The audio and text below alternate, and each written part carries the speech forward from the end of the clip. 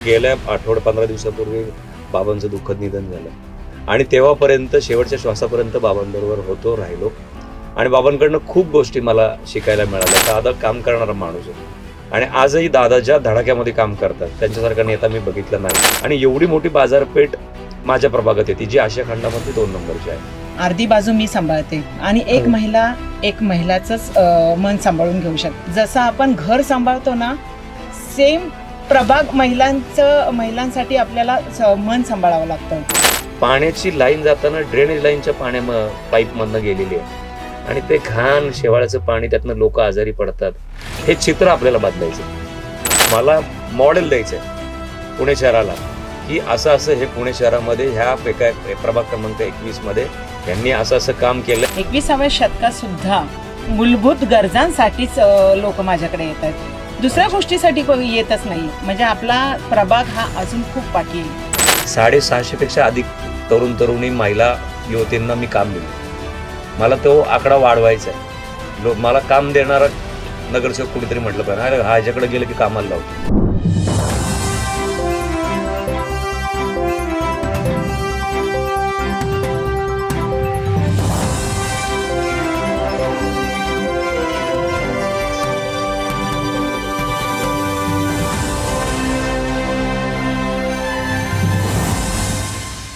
नमस्कार. मतांतर या पॉडकास्ट कार्यक्रमामध्ये आपलं सर्वांचं स्वागत आहे.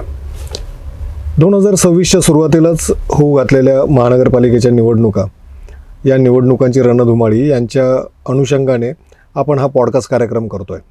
या कार्यक्रमाच्या आधारे आपण या निवडणुकीमध्ये उभे राहणारे इच्छुक उमेदवार, त्यांचे प्रभाग, त्यांच्या समस्या या सर्वांचा उहापोह करणार आहोत. आणि आज आपल्या कार्यक्रमामध्ये आपले पाहुणे आहेत प्रभाग क्रमांक 21चे श्रीयुत संतोष नांगरे आणि शोभाताई नांगरे. आज आपण या उभयतांकडनं जाणून घेणार आहोत त्यांचा प्रभाग कसा आहे, त्यांचं समाजकार्य काय आहे, त्यांच्या प्रभागातल्या समस्या काय आहेत. मी पहिलाच प्रश्न संतोषजींना असा विचारेल, संतोषजी, तुमच्याबद्दल आणि तुम्ही आत्तापर्यंत केलेल्या समाजकार्याबद्दल आम्हाला थोडक्यात माहिती द्याल का? नक्की, ती मला द्यायला पण आवडेल. मुळामध्ये मी राजकारणी नाहीच आणि नव्हतो आणि मी नसणार आहे. मी मुळामध्ये मार्केट यार्डला आलो 1997ला आणि त्याच्यानंतर डॉक्टर बाबा आढावांबरोबर माझे नेते, कामगारांचे आधारस्तंभ म्हणता येईल, ते आमचे नेते, त्यांच्याबरोबर गेल्या 15 दिवसापूर्वी बाबांचं दुःखद निधन झालं आणि तेव्हापर्यंत शेवटच्या श्वासापर्यंत बाबांबरोबर होतो, राहिलो आणि बाबांकडनं खूप गोष्टी मला शिकायला मिळाल्या. खरी त्यांच्यापासूनच सुरुवात झाल्यामुळं कष्टकरी असतील, सर्वसामान्य घरातली लोक असतील, यांच्याप्रती माझी जी आस्था आहे ती बाबांमुळे वाढली. मग शेतकरी आले, त्याच्यामध्ये कामगार आले, कष्टकरी आले, टेम्पो चालक आले, महिला भगिनी आल्या. त्यांच्यामुळं व्यापाऱ्यांबरोबर संबंध माझे चांगले प्रस्थापित झाले आणि ह्यांच्याबरोबर काम करत असताना असं कुठंतरी वाटलं की आपण कुठल्या तरी राजकीय पक्षाचा भाग झालो पाहिजे. मग आम्ही, मला वाटतं 2012-13ला स्वप्नपूर्ती घरकुल योजना आम्ही राबवली. माझ्या सगळे सहकारी होते त्याच्यामध्ये आणि आम्ही ती राबवत असताना आदरणीय दादांकडे माझं पहिल्यापासूनच जाणं येणं होतं आणि त्या कार्यक्रमाला दादा आले होते आणि त्यावेळेला आम्ही मोफत घरं सगळ्यांना ती वाटली आणि त्याच्या चाव्यांचं वाटप आदरणीय अजितदादांनी केलं आणि दादांच्या नेतृत्वाखाली महाराष्ट्र एकदम प्रगतीपथावरती आहे. आणि मला तेव्हा पण वाटत होतं की दादा काम करणारा माणूस आहे आणि आजही दादा ज्या धडाक्यामध्ये काम करतात त्यांच्यासारखा नेता मी बघितला नाही राज्यात. त्याच्यामुळं त्यांना बघून, त्यांना प्रेरित होऊन आम्ही सुद्धा 16-16, 18-18 तास काम करतो.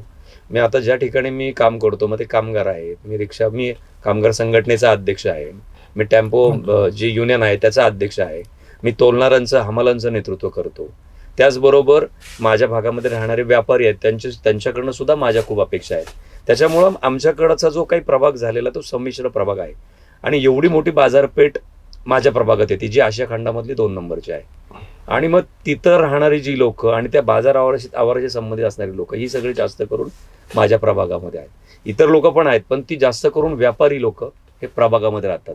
मग लाकूड बाजार आमचा असेल, मग लाकूड मार्केटमधली सुद्धा लोक आमच्याकडे आहेत आणि ह्या लोकांची कामं करत असताना व्यापारी लोकांना व्यवस्थित रस्ते, वाहतूक कोंडी मुक्त प्रभाग ह्या गोष्टी त्यांच्या असतात. मग आपल्याला त्याच्या ठिकाणी अनेक गोष्टी करायच्यात. पण एवढं मात्र निश्चित आहे की समाजकारण करत असताना शेवटच्या घटकापर्यंत आपल्याला कसा न्याय देईल हे पाहणं खूप महत्त्वाचं आहे आणि तो देण्याचा प्रयत्न गेल्या 15, 16, 17 वर्षापासून मी करतो.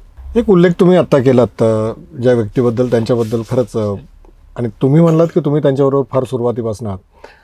त्या बाबा आढावांबद्दल, स्वर्गीय बाबा आढावांबद्दल थोडं काही आम्हाला सांगाल का, की प्रेक्षकांच्या माहितीसाठी, की काय व्यक्तिमत्व होतं आणि त्यांनी काय केलं? बाबा आढाव म्हटलं की माझ्या डोळ्यासमोर एकच शब्द त्यांच्यासाठी राहील, आधारवड. म्हणजे बाबांनी जेवढेही घटक आहेत ते तळागाळातले आहेत. मग त्याच्यामध्ये काही माथाडी कामगार असेल, कष्टकरी असतील, महिला असतील, कचरा वेचक असतील, त्याच्यामध्ये रिक्षावाला असेल, टेम्पोवाला असेल, पथारीवाला असेल, ऑइलवाला असेल, स्वच्छचा कर्मचारी असेल जो कचरा गोळा करतो, अशी सगळ्या तळागाळातल्या लोकांसाठी बाबांनी स्वतःचं आयुष्य वेचलं. त्यांना त्यांच्याकडे कुठलाही असंघटित गेला की त्याला संघटित करून त्याला त्याचा न्याय कसा देईल हे बाबांनी आम्हाला शिकवलं. त्याच्यामुळं बाबांच्या ह्याच्यामध्ये मी तयार झालेलो असल्यामुळं माझे जे पण कोणी लोक आहेत, माझे जे पण कोणी घटक आहेत, त्यांना कुठंही अंतर बाबा नसले तरी दिलं जाणार नाही. कारण बाबांनी माझ्याकडनं शब्द सोडून घेतलाय की तू त्यांच्यासाठी वेळ द्यायचा, तू त्यांना कुठंही कमी पडून द्यायचं नाही.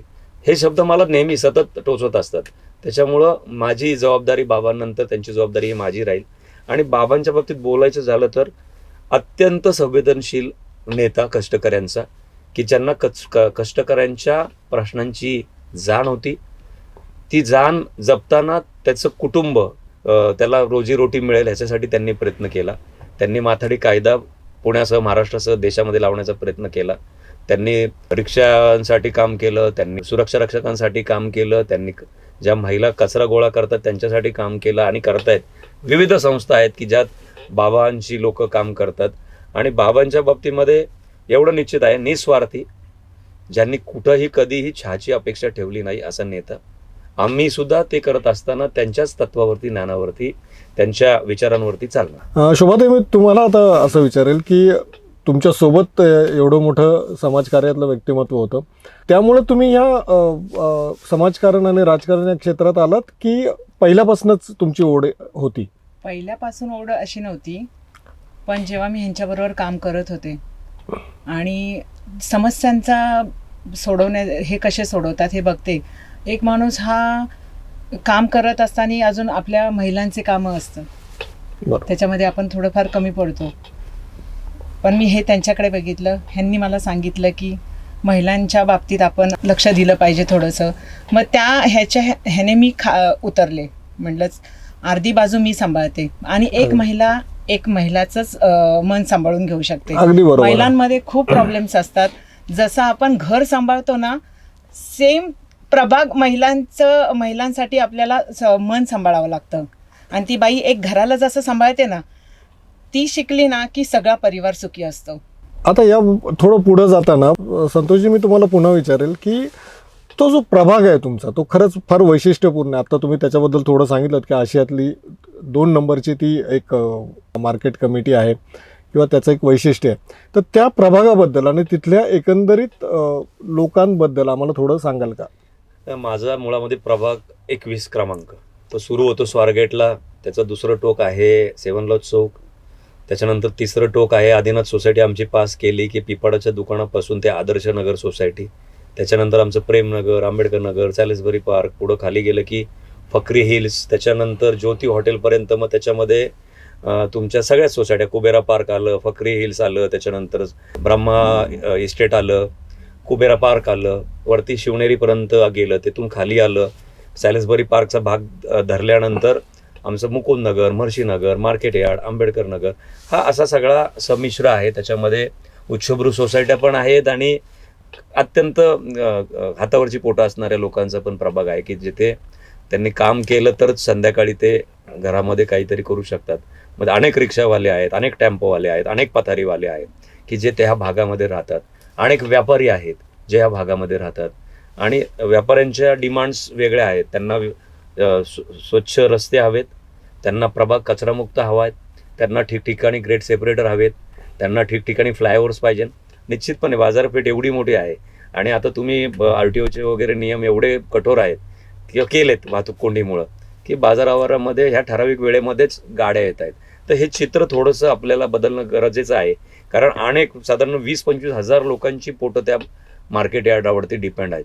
मग तिथं येणाऱ्या लोकांना चांगल्या सुविधा देणं गरजेचं आहे जेणेकरून बाजारपेठ आणखीन मोठ्या याने चालेल. त्यामुळं बाजार समितीवरती मी डायरेक्टर आहे. आम्ही आमचा चांगलं त्या ठिकाणी काम करतोय. आता आम्ही यशवंत थेऊर सहकारी साखर कारखान्याची पण जागा घेतली. मग आमचं डोक्यात आहे की पुण्याच्या रिंग रोडच्या परिसरामध्ये वेगवेगळ्या ठिकाणी मार्केट्स जर आपण तयार केली आणि व्यापाऱ्यांना त्या ठिकाणी व्यासपीठ करून दिलं किंवा जागा उपलब्ध करून दिली तर नक्की ह्या ज्या मार्केट कमिटीवरचा पुण्याच्या ताण कमी होईल आणि त्यांचाही व्यापार वाढेल असं साधारण आमचं विजन आहे. आणि त्याची सुरुवात आम्ही केलेली आहे. 100 एकर जागा आम्ही आत्ता घेतली, तिथं अजून 140 एकर घ्यायची आहे. पण ती घेत असताना आम्ही पण सहकाऱ्यांना सांगतो की एकाच कोपऱ्यावरती सोलापूर हायवेला न घेता आपल्याला सातारा रोडला काही घेता येईल का, नाशिक रोडला काही घेता येईल का, पुणे बॉम्बे रोडला काही घेता येईल का, तर असं सगळं डोक्यात आहे. विभागून त्या जागा तुम्हाला करायच्यात आणि त्याच्यामुळे बाजारपेठ पण खुलेल, व्यापाऱ्यांना सुद्धा त्या ठिकाणी व्यवसाय करायला मदत होईल, त्यांचे प्रॉब्लेम त्या ठिकाणी सुटले जातील. आणि आपल्या प्रभागात तुम्ही बघताय की आमच्याकडं वस्ती पातळीवरचे विषय खूप वेगळे आहेत. आज सुद्धा आमच्याकडं काही ठिकाणी म्हणजे आम्ही आता 4.5-5 वर्षापासून प्रशासकीय राज भोगत आहोत, पण तुम्ही चांगले असेल तर अधिकारी त्या ठिकाणी मदत करतात, कामं करतात. आणि मला तर असं वाटतं की नगरसेवक जे स्टँडिंगचे होते त्यांच्यापेक्षा जास्त अधिकारी आमचं ऐकतात आणि आमचं काम करतात, कारण आम्ही त्यांना मान सन्मान देतो. एक्झॅक्टली. आणि त्याच्यामुळे ते सुद्धा ऐकतात आणि आम्हाला मोठमोठी बजेट्स त्यांनी दिली, या खात्याअंतर्गत कामं केली. तिथं आज सुद्धा मला काही काही ठिकाणी पाहतोय तर पाण्याची लाईन जाताना ड्रेनेज लाईनच्या पाईपमधनं गेलेली आहे आणि ते घाण शेवाळ्याचं पाणी, त्यातनं लोक आजारी पडतात. हे चित्र आपल्याला बदलायचं आणि त्यांना स्वच्छ पाणी दिलं, त्यांना त्यांचा परिसर एकदम व्यवस्थित करून दिला, त्यांना स्वच्छता करून दिली. माझ्या प्रभागामध्ये तसं बघायला गेलं तर खूप गोष्टी करण्यासारख्या आहेत आणि ती माझ्यासाठी संधी मी समजतो. नक्की. जे 25 वर्षामध्ये झालं नाही ते मला चित्र करायचं आहे आणि मला मॉडेल द्यायचं आहे पुणे शहराला की असं असं हे पुणे शहरामध्ये ह्या प्रभाग क्रमांक 21 मध्ये यांनी असं असं काम केलंय, ह्याचं कुणीतरी इतर लोकांनी सुद्धा एक्झाम्पल दिलं पाहिजे आणि घेतलं पाहिजे. त्याचा आदर्श इतरांसमोर तो मांडायचा आहे. ताई, मला तुम्हाला एक असं विचारायचं आहे की ही जी इलेक्शन येऊ घातली आहे, या इलेक्शनमध्ये तुम्ही कोणत्या गोष्टींकडे आव्हान म्हणून पाहता? आव्हानं म्हणजे मला असं वाटतं की 21 शतक चालू आहे. 21व्या शतकात सुद्धा मूलभूत गरजांसाठीच लोक माझ्याकडे येत आहेत, दुसऱ्या गोष्टीसाठी येतच नाही. म्हणजे आपला प्रभाग हा अजून खूप पाठी आहे. ह्यासाठी माझ्याकडे कोणी आलं नाही पाहिजे. आता आम्ही ही सगळी कामं करतोय, पण कुणी आलं कशासाठी आलं पाहिजे माझ्या, की आता आपल्याला शिक्षण खूप गरजेचं आहे. मुलांनी जर शिकले नाही तर पुढे आपल्याला रोजगार मिळणार नाही. तर सगळ्या महिला लोकांनी कसं आलं पाहिजे की ताई आपल्या प्रभागात चांगलं शाळा नाही आहे ती बघायची. आपल्या प्रभागामध्ये अचानक रात्रीतनं जर कोणी आजार पडलं, सिरियस झाले तर हॉस्पिटल चांगलं नाही आहे, हॉस्पिटल पाहिजे. आपली मुलं गार्डन नाही आहे, रात्रीचं आता कंटाळा येतात तेव्हा आपल्या मुलांना मनोरंजन काय, त्याच्यासाठी ग्राउंड पाहिजे. म्हणजे आपल्याला तिथे एक्सरसाइज असो वेगवेगळ्या प्रकारच्या देता येईल, त्यामुळे मुलांचं तिथे म्हणजे उमेद मिळते की अरे आपण ह्या क्षेत्रात गेलं पाहिजे, हे केलं पाहिजे. ही आव्हानं मला स्वीकारायला आवडेल. नक्कीच. आणि अशी अनेक आव्हानं आहेत, प्रत्येक विभागांमध्ये ती आहेत. आणि माझ्या मते तुमच्या हातामध्ये जेव्हा ती संधी येईल त्याचं नक्कीच तुम्ही सोनं करा. नक्कीच. तर संतोष भाऊ, मला पुढचा प्रश्न तुम्हाला एक असा विचारायचा होता की ज्या प्रभागाबद्दल तुम्ही आत्ता सांगितलं की जिथं वस्ती आहे, जिथं मध्यम वर्ग आहे, कष्टकरी वर्ग आहे, असं पाहण्यात येतं की तिथे गुन्हेगारीचं प्रमाण बऱ्यापैकी असतं आणि त्यामध्ये इतरांना सर्वांनाच त्रास होतो. तर तुमच्या प्रभागातली परिस्थिती या बाबतीत काय आहे आणि कसं प्रकारे तुम्ही त्याला टॅकल करताय? मुळामध्ये वस्ती पातळीवरती गुन्हेगारी का होते हा त्यातला महत्त्वाचा मुद्दा आहे. गुन्हेगार कोणी जन्मता नसतो. त्याच्या हाताला रोजगार असेल, त्याला काम असेल, त्याला 2 रुपये मिळत असतील तर तो गुन्हेगारी करणार नाही. गुन्हेगारी करायचं कारण अनेक असतात.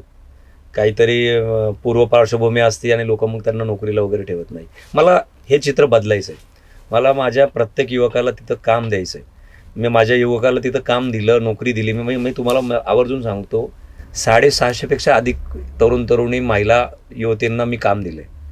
मला तो आकडा वाढवायचा आहे. मला काम देणारा नगरसेवक कुणीतरी म्हटलं पाहिजे, अरे ह्याच्याकडे गेलं की कामाला लावतो. मला अशी प्रतिमा पाहिजे. तर गुन्हेगारी मुळात अशी कुठे नसते, पण ही गुन्हेगारीचं कंट्रोल करण्यासाठी आपल्याला काम करावं लागणार आहे. सगळ्याच वस्ती पातळीवरती ते काम करावं लागणार आहे आणि ते केलं तर त्यांच्या घरातली लोक सुद्धा सुखी होतील की बाबा आमच्या मुलांना कुठंतरी यांनी कामधंद्याला लावलं, काम केलं यांचं. तर निश्चितपणे मी माझ्या वेगळ्या अँगलने बघतो की गुन्हेगार आहे मग काय केलं पाहिजे. नाही, मी ती माझी जबाबदारी समजतो आणि त्या गुन्हेगारांच्या पुनर्वसनासाठी आपण प्रयत्न केले पाहिजे. या पुढची एक मुख्य समस्या आहे ती म्हणजे आपल्या एरियामध्ये होणारं ट्रॅफिक जॅम, वाहतुकीची समस्या, ज्यामुळे बराच मनस्ताप होतो. तर त्या बाबतीत तुमचं काय मत आहे की का होतं आणि त्यावर उत्तर काय? मुळामध्ये काय झालंय, आमची आशिया खंडामधली 2 नंबरची बाजार समिती आणि त्याला लागूनच माझा सगळा प्रभाग आहे. मग त्याच्यामध्ये जे पण फ्लायओव्हर्स वगैरे झालेत, मी चुकीच्या पद्धतीने म्हणणार नाही, पण त्या फ्लायओव्हर्स होताना जर तो फ्लायओव्हर मार्केटला क्रॉस करून आधी गंगाधाम चौकाच्या पुढं त्या आईमाता मंदिरपर्यंत गेला असता तर निश्चितपणे त्या भागातली वाहतूक कोंडी संपली असते. आम्ही मध्यंतरी आदरणीय अजितदादांकडे त्या संदर्भात गेलो, दादांना त्या ठिकाणी बजेट टाकण्याची विनंती केली. दादांनी तो सगळा प्रस्ताव वाचून घेतला. कारण जो शिवनेरी रोड आहे आणि जो नेहरू रोड आहे त्या रस्त्यावरती खूप वाहतूक कोंडी होते आणि त्याच्यामुळं आमच्या ज्या सोसायट्या आहेत त्या सोसायट्यांचा एक मागचा एक गेट आहे 7 नंबर गेट, तिथं एक ट्रॅफिक खूप होतोय. जर आपण ही वाहतूक कोंडी सोडू शकलो तर त्या लोकांना निश्चितपणे दिलासा होईल. त्यासाठी तो फ्लायओव्हर वखार महामंडळ ते आईमाता मंदिर तो फ्लायओव्हर होणं गरजेचं आहे आणि तो 2 वे असला पाहिजे असं आमच्या डोक्यात आहे. म्हणजे खाली व्यापारी जे आमचे त्या ठिकाणी व्यापार करतात त्यांच्या गाड्या लागतील. तर आत्ता काय होतंय, तिथं रस्ता फ्लायओव्हर नसल्यामुळे तिथं गाड्या लागली की पूर्ण जाम होतं आणि सगळ्या याची वाहतूक कोंडी होती. तर ज्या ठिकाणी फ्लायओव्हरची आवश्यकता तिथं फ्लायओव्हर आणि ज्या ठिकाणी ग्रेट सेपरेटरची आवश्यकता आहे, भुयारी मार्ग वगैरे असतील ते केले जाणार आहेत आणि ते विजनरीमध्ये आहे. नाही, आता तुम्ही म्हणलात की तुम्ही दादांना हा प्रस्ताव दिला, मग दादांचं यावर म्हणणं काय होतं? दादा म्हणजे विकासाचा माणूस आहे. अगदी. म्हणजे दादा म्हटलं की आम्हाला चैतन्य मिळतं. दादांकडं मी विनाकारण लोक गेली ना त्यांना आवडत नाही, ते फुलगुच्छ घेऊन नाही आवडत. तुम्ही कामं घेऊन जावा आणि कामं ही लोकहिताची असेल ना तर दादा नाही म्हणत नाही. मी तुम्हाला सांगतो, आमच्याकडं फिश मार्केटचा मुद्दा खूप हॉट मुद्दा होता. तो मी त्या प्रभागातच राहतो, मी तिथला स्थानिक आहे आणि सिद्धाचल सोसायटीच्या जवळ फिश मार्केट करण्याचं पहिलं ठरलं, त्याला मी विरोध केला. त्याच्यानंतर आमच्या आदिनाथ सोसायटीमध्ये फिश मार्केट त्या शेजारी गेलं, त्याला सुद्धा पहिला विरोध कोणी केला असेल तर संतोष नांगरेंनी केला. म्हणजे 17पैकी 1, 17+1 असा तो होता. त्याच्यानंतर आमचे व्यापारी 2 प्रतिनिधी होते, त्यांनी सुद्धा विरोध केला आणि आमच्या 3घांचा विरोध आणि 15चा विरोध असं होतं. आणि मग त्या काळामध्ये मोर्चा निघाला, सगळ्याच पदाधिकाऱ्यांनी, पुढाऱ्यांनी, नेत्यांनी त्याच्यामध्ये सहभाग घेतला. आम्ही सगळ्यांनी त्याला विरोध केला. तेव्हा तर फिश मार्केट त्या ठिकाणचं थांबलं. पण ती लोक कोर्टात गेली आणि कोर्टामध्ये जाऊन त्यांनी हायकोर्टचा निकाल लावून घेतला. मग आम्ही त्याच्यामध्ये त्यांच्याबरोबर बसलो. आमचे सचिव होते, सेक्रेटरी धोंडकर साहेब होते, प्रकाशदादा जगताप होते सभापती, आणि आम्ही त्यांच्याबरोबर बसलो आणि मी दादांना सांगितलं, दादा की आपल्याला हे करायचं नाही आहे, कारण आमचा जिव्हाळ्याचा विषय फिश मार्केटमुळं इथं असणारे सगळे जैन लोक आहेत, शाकाहारी लोक आहेत, ह्यांच्यावरती त्याचा परिणाम होईल आणि बाजारपेठ संपून जाईल. मग ते दादा सभापतींनी ऐकलं आणि आम्ही त्यांना कन्व्हिन्स केलं आणि त्याच्यानंतर आम्हाला जागा हवी होती. मग त्यांना आपण काही जागा सुचवल्या, त्यांनी आम्हाला ज्या जागा सुचवल्या त्यापैकी एक जागा त्यांना कात्रजची आवडली. मग आम्ही अजितदादांकडे गेलो, अजितदादांना सगळं सांगितलं. दादा म्हटले ठीक आहे, त्याच्यामध्ये आपण महानगरपालिकेकडनं शिल्लक जागा जर असेल तिथं तर आपण 100% प्रयत्न करू. मग ते व्यापारी कन्व्हिन्स झाले आणि त्यांनी तो हट्ट सोडला. नाही तर हायकोर्टचा निकाल लागल्यानंतर सुद्धा ते फिश मार्केट करावं लागलं. त्याच्यामुळे दादांच्या बाबतीमध्ये, अजितदादांच्या काम करणारा माणूस आहे. मला तर स्वप्नपूर्तीला त्यांनी मर्यादेपेक्षा पुढे जाऊन मदत केली, तेव्हा ती आमची स्वप्नपूर्ती झाली.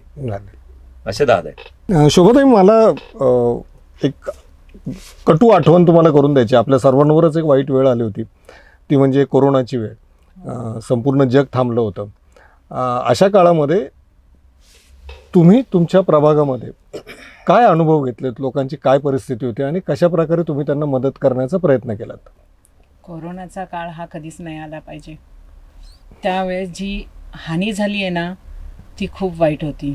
तरीसुद्धा तो विचार न करता आम्ही दोघांनीसुद्धा तिथे ॲम्ब्युलन्स सेवा चालू केली आणि इंजेक्शन जे आपले अवेलेबल तेच उपलब्ध करून दिले आणि अन्नधान्याचं किट करून आम्ही घरोघरी दिलं. त्याच पद्धतीने तिथे सोसायटी असू दे किंवा वस्ती असू दे, भाजीपाला, धान्य, औषधं ह्या आम्ही सगळ्यांना अवेलेबल सगळ्यांना फ्रीमध्ये करून दिलं आहे. आणि त्याच्यामुळे कोणाला असं बाहेर पडावं लागलंच नाही. जेवढं जमेल ना, म्हणजे रात्रीचं आपले रस्त्यावर असतात लोक, त्यांना सुद्धा आम्ही अन्नधान्य शिजवून आहे ना त्याचं वाटप केलेलं आहे. म्हणजे असा विचार केला नाही आम्ही घरात नाही बसून राहिलो की कोरोना होईल आम्हाला आणि मग आता आम्ही काय करू. नाही, तो विचार नाही केला आम्ही लोकांच्यासाठी रात्र दिवस एक केला आणि धावत राहिलो. जर कुणाला आजारी पडले आणि बेड मिळत नाहीये, तो सुद्धा त्या काळात अवेलेबल करून दिलाय. एवढं आम्ही झटलो. कोविड सेंटर सुरू केलं आम्ही तेव्हा. तर तुम्ही अनुभव आत्ता सांगितलेत आणि तुमचं कार्य सांगितलं, ते खरंच एक विदारक सगळं होतं आपल्यासाठी. संतोष भाऊ, तुमच्या काही आठवणी आहेत का कोरोनाच्या काळातल्या आपल्या? खूप साऱ्या आठवणी आहेत. त्याच्यामध्ये लोकांना भाजीपाल्यापासून, म्हणजे आमच्याकडे लंगर असायचं त्या गुरुवार पेठेमध्ये, याच्या गणेश पेठेमध्ये, त्या लंगरला सुद्धा आम्ही भाजी पाठवत होतो. लोकांना महिना 2 महिने आम्ही शिजवलेलं अन्नाचे पाकिट करून, की रात्री संध्याकाळी कोणी उपाशी, बरं दिवसभर उपाशी राहू देत, पण संध्याकाळी तो पोटामध्ये अन्न गेलं तर तो राहील. आमचे सगळे कार्यकर्ते पदाधिकारी ते पाकिट्स घेऊन जायचे. आम्ही कोंडव्यामध्ये किचन्स केलं होतं, तिथनं आम्हाला ते पॅकेट्स येत होते आणि ते शिजवलेलं अन्न आम्ही सगळीकडे पाठवत होतो. आणि मला याच्यामध्ये तुम्हाला आवर्जून सांगायचं आहे की तेव्हा जे नगरसेवक होते ना, ते सुद्धा बाहेर नव्हते, पण आम्ही रस्त्यावर होतो. औषध फवारणी असेल, सॅनिटायझरेशन असेल, आर्सेनिक अल्बमच्या गोळ्या असतील, खूप म्हणजे रेमडेसिवीर. आम्हाला तर बेड उपलब्ध नव्हता, आम्ही तर भांडलो. वंदनाताई खासदार होत्या, त्यांची आमची एक झूम मिटिंग सुरू होती. त्या झूम मिटिंगमध्ये बोललो, म्हटलं तुम्ही सगळ्या दवाखान्यांना का नाही परमिशन देत? नाही म्हटलं आम्ही सगळ्या हॉस्पिटलला परवानगी देतोय कोविड केअर सेंटरसाठी. म्हटलं नाही देते, 1.5 का 2 इंचाचा म्हटलं फरक आहे जिण्याचा, तुम्ही परवानगी नाकारली. मला त्याच दिवशी परवानगी दिली. आमचं ते विघ्नहर्ता हॉस्पिटलला आम्ही 30 बेडचं हॉस्पिटल सुरू केलं. सांगायचं काय, तुमची मानसिकता किंवा तुमच्यामध्ये जर चांगले काम करण्याचे विचार असतील तर तुम्हाला कोणी अडवू शकत नाही. आम्ही खूप तर करोनामध्ये मला स्वतःला मी पॉझिटिव्ह झालो, आजारी होतो, पण तरी पण झाल्यानंतर सुद्धा मी रस्त्यावरती होतो. आम्ही पूर्ण परिसर फवारणी, औषध फवारणी वगैरे करत होतो. आम्ही किट केले. माझ्या सोसायटीमधल्या लोकांनी, म्हणजे माझ्या सोसायटीमध्ये सगळे व्यापारी लोक राहतात, 98% जैन लोक माझ्या सोसायटीमध्ये राहतात. त्या लोकांनी एवढी मदत केली, पॅकिंगपासून सगळे. मग आमचे गदिया असतील, आमचे प्रवीण ओसवाल असतील, ह्या लोकांनी खूप मदत केली. त्यांनी त्याच्या ठिकाणी आर्थिक मदत केली. आम्ही त्यावेळेला खूप किट करून त्यावेळेला वाटले आणि लोकांचं त्यावेळेला समाधान करू शकलो. नाही तर त्यावेळेची परिस्थिती खूप भयानक आणि बिकट होती. लोकांना खायला मिळत नव्हतं आणि त्यावेळेला समाजाच्या मागे, लोकांच्या मागे माणुसकी धर्म म्हणून उभं राहणं गरजेचं आहे आणि आम्ही तो पाळला. मी तुम्हाला करोनाच्या काळातला एक तुम्हाला आठवण सांगतो की आमच्याकडं डॉक्टर आपल्या दारी अभियान सुरू होतं. अनेक संस्था त्याच्यामध्ये काम करत होत्या. त्या संस्थांना मी कनेक्ट करतो. माझ्या भागामधल्या पर्वती विधानसभा मतदारसंघामधल्या जवळजवळ 18 ते 20 हजार नागरिकांची डॉक्टर आपल्या दारी आम्ही चेकअप केलं करोनाच्या काळामध्ये. जरा सांगाल का नक्की काय होतं, कारण हे खूप इंटरेस्टिंग डॉक्टर वाटतं. आपल्या दारी एक आमच्या संस्था आहेत, त्यांच्याशी मी जोडलो गेलो होतो. त्यांच्या माध्यमातून आम्ही काय करायचो, ते आम्हाला डॉक्टर उपलब्ध करून द्यायचे, त्याने औषधं उपलब्ध करून द्यायचे. जिथं आवश्यकता असेल तिथं आम्ही औषधं द्यायचो, आम्ही डॉक्टर उपलब्ध करून द्यायचो. त्यांची गाडी यायची आणि करोनाच्या काळामध्ये तू पॉझिटिव्ह झालाय का नाही तर मशीन लावून गन असायची, ते गननी ते चेक करायचे आणि समजा काही वाटलं, खोकला आला काय असेल तर आम्ही त्यांना त्यावेळेला औषध देत होतो. आणि असं साधारण 18 ते 20 हजार लोकांना आम्ही ती डॉक्टर आपल्या दारी अभियान त्यावेळेला राबवलं. तसंच अभियान आम्ही आता 20 ते 22 हजार लोकांपर्यंत ॲक्युप्रेशर थेरपी, म्हणजे मी माझ्या भागातल्या जवळजवळ सगळ्या सोसायट्यांमध्ये ॲक्युप्रेशर थेरपी केली आहे. साधारण 10 दिवसाचा कॅम्प असतो, तो लोकच आवर्जून नंतर ते 2-4 दिवस वाढवून द्या म्हणतात आणि त्याच्यामधनं लोकांना, नागरिकांना, वयस्कर लोकांना एवढा फायदा झाला. त्याच्यामध्ये व्हेरिकोजचे प्रॉब्लेम असतील, बीपीचा प्रॉब्लेम असेल, शुगरचा प्रॉब्लेम असेल. मी आत्ता गेल्या 15 दिवसापूर्वी एका सोसायटीमध्ये गेलो होतो, तर त्या सोसायटीतले डॉक्टर आहेत, त्यांच्या हाताला मुंग्या येत होत्या. त्या ॲक्युप्रेशर थेरपीने त्या कव्हर झाल्या. म्हणजे डॉक्टर कौतुक करत होते, अरे हे तुम्ही घेतलं पाहिजे. म्हणजे खूप छान असा तो उपक्रम आहे. त्याच्यामुळे नागरिकांपर्यंत पोचणं तर निश्चितपणे आम्ही पोचलेलो आहे. आणि ही निवडणूकमध्ये समोर जात असताना आमच्याकडं तर सगळ्या लोकांचं म्हणणं आहे, अरे संतोष नांगरेकडं कामं घेऊन गेलो तर आपला प्रश्न सुटतो. ते अजितदादांसारखं सांगतात, होणार आहे तो होणार आहे, नसेल होणार तो तोंडावरच सांगतात नाहीये. तर त्याच्यामुळं काम करणारा माणूस, विकास करणारा माणूस म्हणून अशी आमची ओळख आहे. आणि निश्चितपणे या निवडणुकीमध्ये मी माझ्या मिसेसला उभं करतोय, शोभा नांगरेला, आणि शोभा नांगरे सुद्धा ती एकदम अत्यंत कष्टाळू आहे. तिला माहिती आहे काय प्रत्येक गोष्टीमध्ये प्रत्येक ठिकाणी काय केलं पाहिजे आणि तिचा पण खूप मोठा सहभाग त्याच्यामध्ये आहे आणि निश्चितपणे अत्यंत चांगलं काम ती सुद्धा प्रभागामध्ये येत्या महानगरपालिकेच्या निवडणुकीमध्ये निवडून आल्यानंतर करणार आहे. संतोषजी, आता पुढचा प्रश्न असा आहे की तुमच्या प्रभागामध्ये तसं पाहायला गेलं तर मराठा, जैन, मुस्लिम आणि मागासवर्गीय इतर जातींनी आहे. अशी जे जो एक लोकांची एक भरणा आहे तो पूर्णपणे वेगवेगळ्या स्ट्रॅटा ज्याला म्हणतो आपण, वेगवेगळे स्तर समाजातले असे आहेत. या गोष्टींमुळे काही अडथळा जाणवतो का तुम्हाला? नाही, मी मुळामध्ये सांगू का, आपला देश हा खूप मोठा देश आहे ज्याच्यामध्ये लोकशाही खूप मोठ्या प्रमाणावरती मानली जाते आणि तिचा आदर केला जातो. आणि संविधानाने डॉक्टर बाबासाहेब आंबेडकरांनी, मी त्यांना माझे गुरु मानतो, त्यांनी जे काही आपल्याला शिकवलं त्यानुसार असं कोणी जातपात मानत नाही. आणि निश्चितपणे आपल्याकडची लोक सगळी ब्रॉड माइंडेड आहेत. ते काम करणाऱ्या माणसाला संधी देतात. जातीपातीचं राजकारण कोण करतं की ज्याला स्वतःचा हेतू साध्य करता येत नाही ते लोक जातीपातीचं राजकारण करतात, ज्याच्यामध्ये मग तो कुठं आपल्या जातीचा आहे किंवा तो कुठं ह्याचा आहे हे आता लोकांना कळतं. लोक विकासाला मतदान करतात. पूर्वीचं सगळं झालं, केंद्रामधली परिस्थिती वेगळी असती, महाराष्ट्र राज्याची परिस्थिती वेगळी असती, जे राज्यांची असती त्या वेळेला इलेक्शनला. पण ग्रास रूटला तुमच्या सकाळी घरातलं ड्रेनेज लाईन तुंबलंय, तुमच्या घराला पाणी येत नाही, तुमच्या दारातला कचरा उचलला जात नाही, तुमचा रस्ता साफ केला जात नाहीये, तुमचा परिसर स्वच्छ राहत नाहीये, सुरक्षेचा मुद्दा असेल, याच्यासाठी तुमच्याकडं येणारा अर्ध्या रात्रीचा माणूस बघितला जातो, तो म्हणजे तुमचा असणारा चेहरा. त्याच्यामुळं जातपातीचं राजकारण आता लोकांना सहन होत नाही, लोक ते ॲक्सेप्टही करत नाहीये. मग तो उमेदवार कुठल्याही जातीचा असू देत, तो काम करणार असेल तर त्याला तो निवडून दिल्याशिवाय राहणार नाही आणि राहतच नाही. मागच्या 8.5 वर्षाचा कालावधी जर पाहिला तर आपल्या शेवटच्या निवडणुका 2017 साली झाल्या होत्या. त्यानंतर आता निवडणुका होत्या. 8.5 वर्ष झाले. या 8.5 वर्षातले 5 वर्ष आपण नगरसेवक होते, ते काम करत होते. त्यानंतरची अंदाजे 4-4.5 वर्ष नगरसेवक नाही आहेत. ह्या दोन्हीला तुम्ही कसं पाहता की एकीकडे नगरसेवक आहेत लोकांच्या मधला दुवा म्हणून आणि त्यानंतर नगरसेवक नाही आहेत, प्रशासक आहे. काही अनुभव आहेत तुमचे? हो आहे. त्या ज्या 4 वर्षाचा काळ होता ना, त्याच्यामध्ये प्रशासक म्हणून जे लोक मला फायदा झाला. त्याचा फायदा असा झाला की तेव्हा कोणी नव्हतं नगरसेवक. मग लोकांचं प्रॉब्लेम जेव्हा वाढले, आम्ही कुठे जायचं, तर तेव्हा आम्ही लोकांपर्यंत पोचलो आणि मग लोकांचे प्रॉब्लेम सॉल्व्ह केले. तेव्हापासून जो विश्वास बसलाय तो आत्तापर्यंत आहे.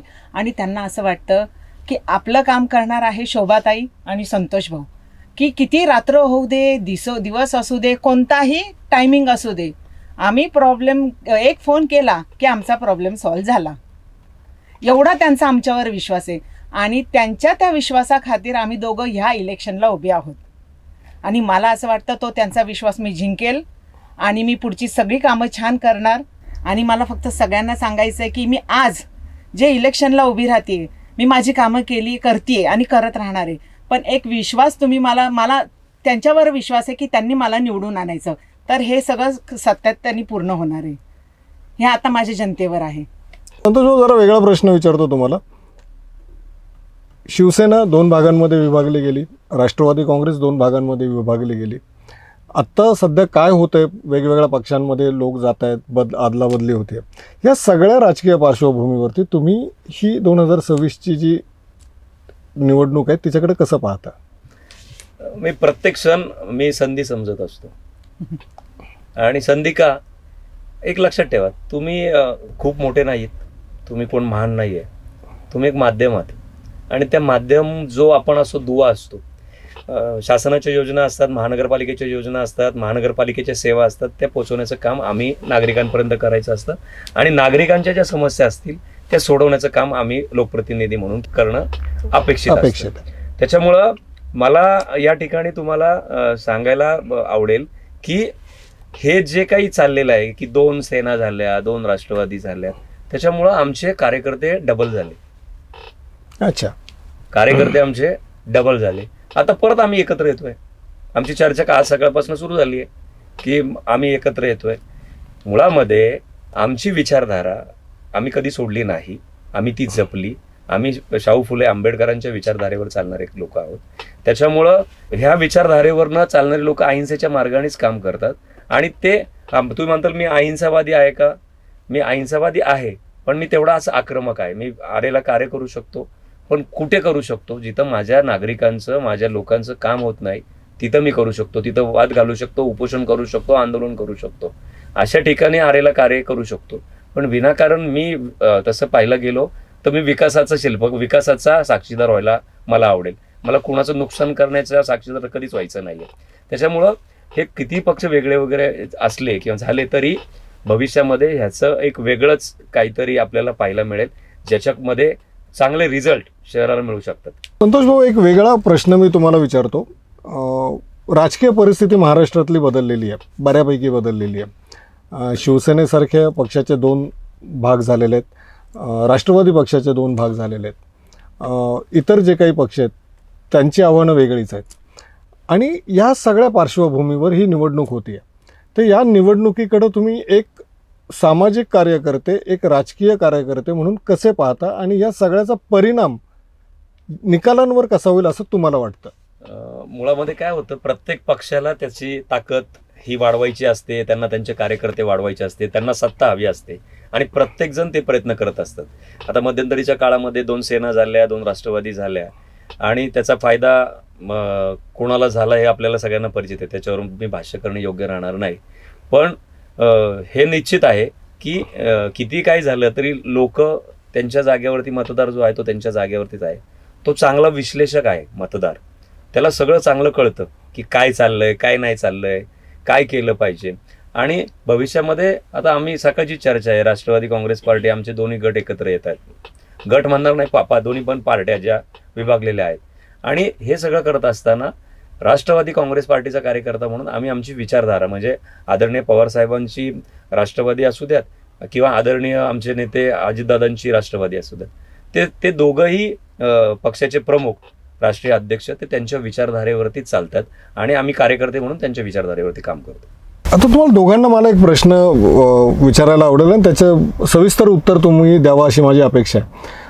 जे काही कार्य तुम्ही केलं समाजसेवेच्या दृष्टिकोनातनं किंवा राजकीय दृष्टिकोनातनं, ते कार्य काय काय पद्धतीचं केलं, ज्याची एक थोडीशी मीमांसा जर तुम्ही जर सुरुवात केली की तुम्ही काय काय कार्य आत्तापर्यंत केलं की ज्याचा उल्लेख तुम्हाला नक्कीच करायला आवडेल? गेल्या अनेक वर्षापासून खूप कामं करतोय. म्हणजे एक्झाम्पल, आता पहिली सुरुवात बचत गट.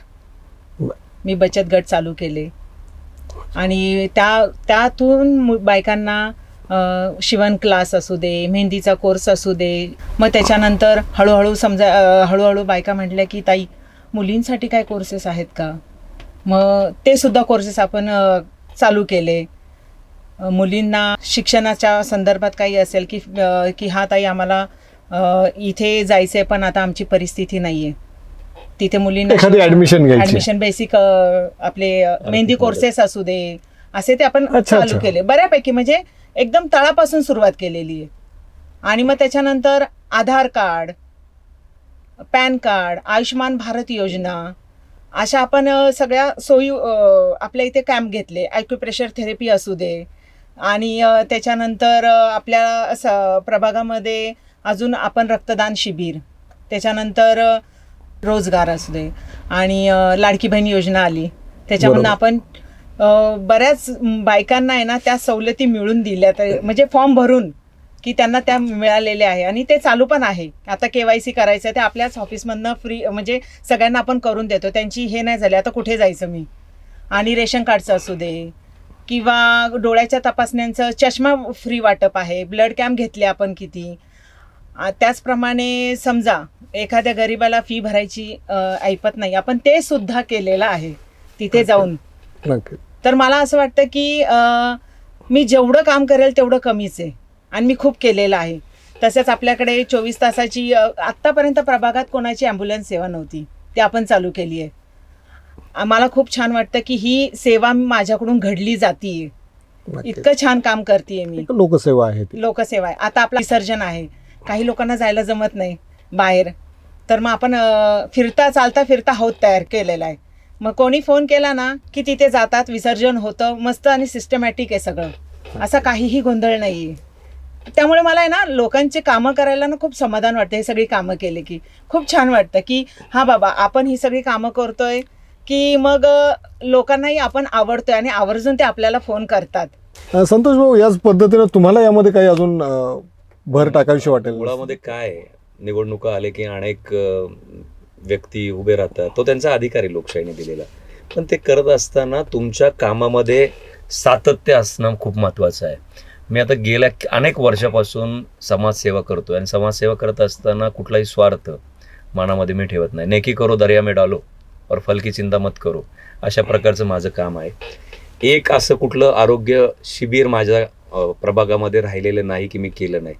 मग डोळे तपासणीपासून ते मोतीबिंदू शस्त्रक्रिया, मग तुमच्या दंत चेकअप असेल, त्यांचं काही कामं असतील, दाताचे शिबिरं असतील, डोळ्याची असतील, पूर्ण शरीराची असतील, भगंदरची असेल, हार्नियाची असतील, सगळ्या प्रकारची शिबिरं आपण त्याच्यामध्ये घेतो, मोफत करतो, ऑपरेशन्स करतो.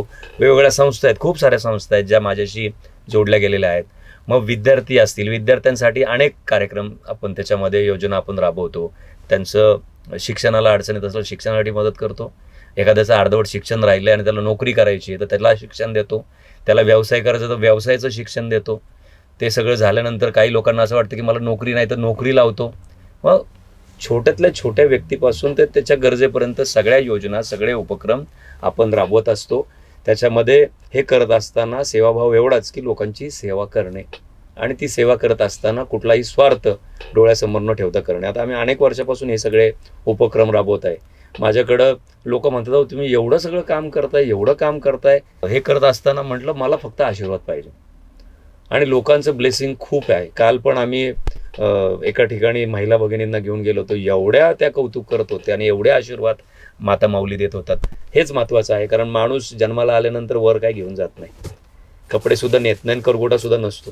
त्याच्यामुळं आपण आपलं योगदान त्यांच्या प्रती द्यायचं. मी तुम्हाला जास्त अधिकचं सांगणार नाही, पण लोकांचं काम करत असताना जो काही आनंद मिळतो, आनंद शब्द खूप असतं, खूप महत्त्वाचा आहे की आनंद, तो आनंद रात्री पडल्या पडल्या झोप येते आणि माणूस निश्चिंतपणे झोपतो ना, तो सगळ्यात चांगला आहे आणि ते त्यांचं ब्लेसिंग खूप आहे आम्हाला. नक्कीच तुमचा हा विश्वास सार्थ ठरो ही आमची अपेक्षा. खूप खूप शुभेच्छा देतो मी तुम्हाला. थँक्यू. या पॉडकास्टच्या माध्यमातून मी म्हणलं तसं की आम्ही अंतरंग जाणून घेतो आपल्या उमेदवारांचे आणि त्यांच्या ज्या काही त्यांचं म्हणणं आहे ते लोकांसमोर पोहोचवण्याचा हा एक आमचा छोटासा प्रयत्न आहे. या ठिकाणी आपण आलात, आमच्याशी बोललात, याबद्दल खूप धन्यवाद आणि पुन्हा तुम्ही नक्कीच आमच्या कार्यक्रमात पुन्हा याल अशी मी अपेक्षा व्यक्त करतो. थँक्यू.